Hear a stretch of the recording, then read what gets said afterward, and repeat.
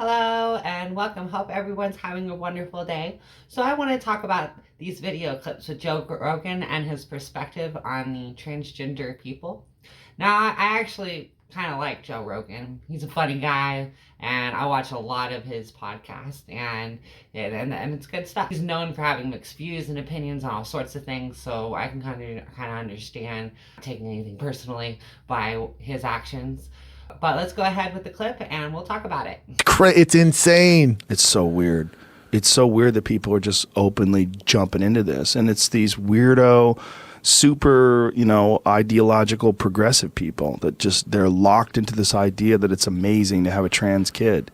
And, the kid shows any sign whatsoever of being inclining to be female or inclining to be male, that they're pushing it. I'm like, God. I feel like it's exceptionally bad out here. Well, it's also very dangerous because they start wanting to fuck with the kid's hormones.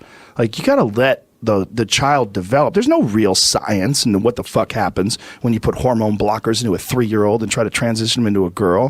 All right, in that clip, he talks about how parents are transitioning their kids too soon.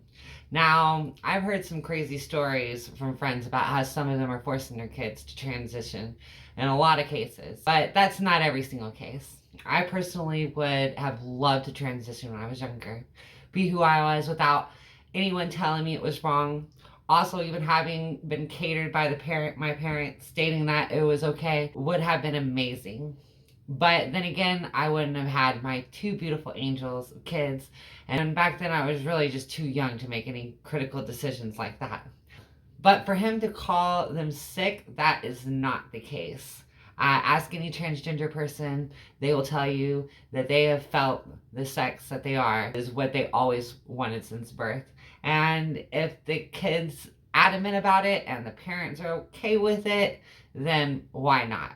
Anyways, here's another clip. Man, transsexual plays women's college basketball. In America. Right, yeah, in America. But here's the thing. Imagine if your kid is on a team with that person and that person takes your kid's scholarship, takes your kid's role. Look at that, right there. 50-year-old. Come on. Yeah, seriously. Jacked, and got 50-year-old nose man on him, and became a college basketball player at fucking my age. Get the fuck out of here. 52, excuse me. Gabriel Ludwig. Okay, so listen, that is an exception. But as you can see with my body, I'll stand up real quick.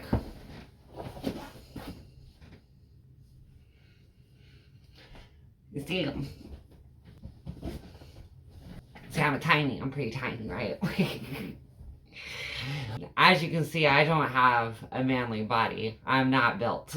I think there should be standards to it, but not completely rejected into it. Imagine being in school and you're transitioning into a woman and you're forced to being on a man's team. It's demeaning. And if you really like basketball, then why should they be told that they can't play any sports because of their gender?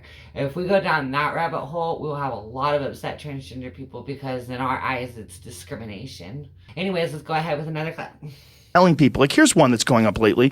If you don't want to date a trans woman, then you're some sort of a bigot. Mm-hmm. That if you're a man, even if you want a family. You remember in Brave New World, in Huxley's book, it was considered immoral to reject anyone's sexual advances because it was prejudicial. Oh, yes. And the thing is, it is prejudicial. That's the thing. Now, so that makes the question even more interesting because the question is, at what point do you have the right to your prejudices? Right. And Yes, I agree with that notion to a certain degree. If a guy rejects me because I'm transgender, but is attracted to me, likes being with me, but they reject me, it's because of what I am, not who I am. And it's considered prejudice. But I personally believe that most people will be okay with being with a trans person, but they choose not to because of possible ridicule that they may receive from others. And it creates a really hard life to live when you're constantly being judged. All right, that's it for this video. Go ahead and like, comment, and subscribe, and bell icon so next time that I post a video, you guys can watch it. All right, bye.